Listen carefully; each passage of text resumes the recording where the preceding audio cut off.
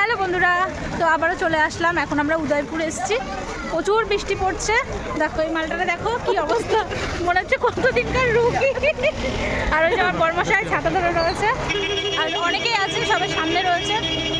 বাবা রে,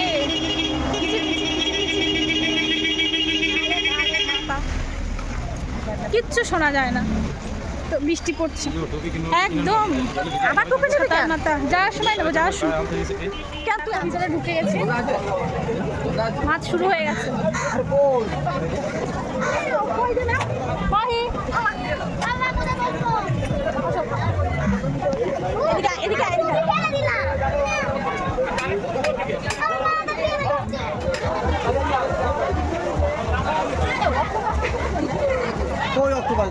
দেখো কত মাছ।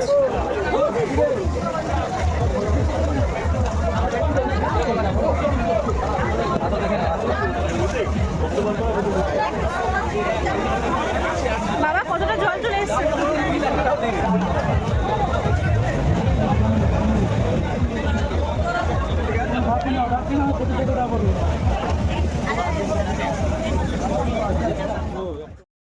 তো দেখো আমাদের এখানে মাছ কেনাকাটি চলছে, মানে এখানেই রান্না করে এখানেই খাওয়া হবে।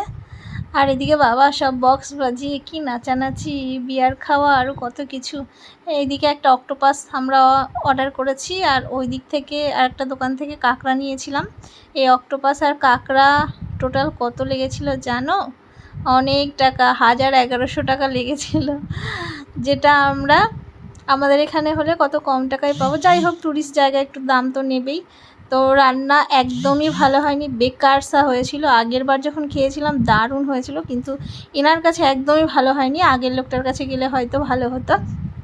আমার মাহি তো বিশাল এক্সাইটেড, মনা বৌদি আমরা সবাই এক্সাইটেড। দেখো বৌদি আবার নাচে, আবার সেলফিও তোলে, মা।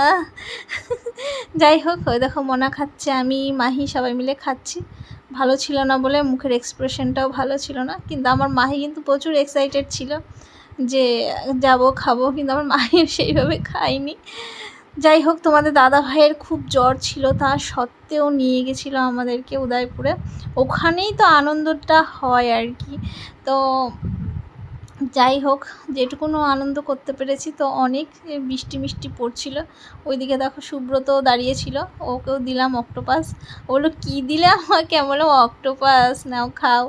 তো ও মুখে দেওয়ার পরে হচ্ছে বুঝলো অন্য কিছু হয়তো। যাই হোক, ও প্রথমে বুঝতে পারিনি অক্টোপাস। এদিকে দেখো আমি খাচ্ছি, মনা খাচ্ছে। আর হচ্ছে কাঁকড়াগুলো ভালো ছিল না বলে তোমাদের দাদাভাই কী বকাবকি আমাকে করছিল যে খাবো খাবো করো, খেতে পারছো না। কিন্তু দেখো ভালো যদি না হয় তাহলে কি করে খাবো বলো। যাই হোক, তবুও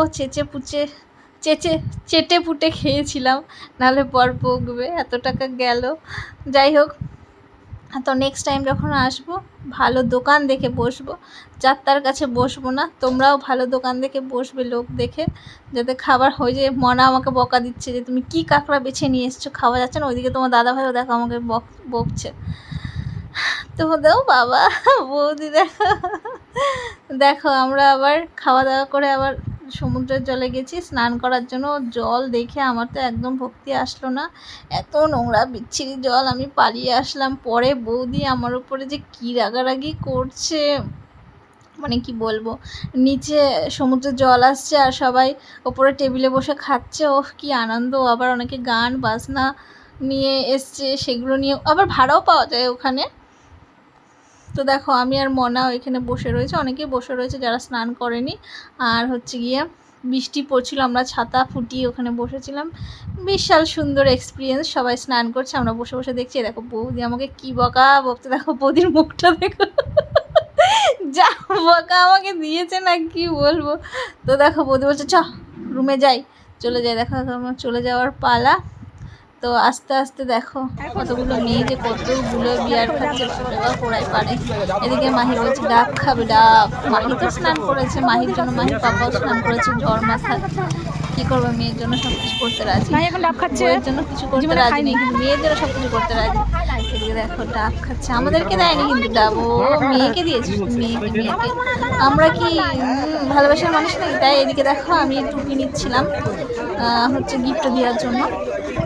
তো এখান থেকে দুটো টুপি নিয়েছিলাম। ওই চশমাগুলো খুব সুন্দর দেখতে ছিল, বাট কোয়ালিটি একদম ভালো না, কারণ চোখের ব্যাপার তো একটু কোয়ালিটি দেখে নিতে হয়। টুপিগুলো বেশ ভালোই ছিল বাচ্চাদের। এর আগের বার এসেও আমি অনেক টুপি কিনেছি, তারপরে পুরী গিয়ে অনেক টুপি কিনেছিলাম বলে আমাদের জন্য নিইনি, শুধু মাহির জন্য নিয়েছি, মাহির বেস্ট ফ্রেন্ডের জন্য নিয়েছিলাম আর কি। যাই হোক, তারপরে দেখো আমরা চলে এসেছি রুমে, ফ্রেশ ট্রেশ হয়ে খাবার দাবার খেয়ে নিচ্ছি দুপুরে। তো চলো এই ব্লগটা এখানেই মানে শেষ করে দিলাম। কেমন লাগলো কমেন্ট করে জানিয়ে। চলো তাহলে টাটা, ভালো থেকো, সুস্থ থেকো, টাটা।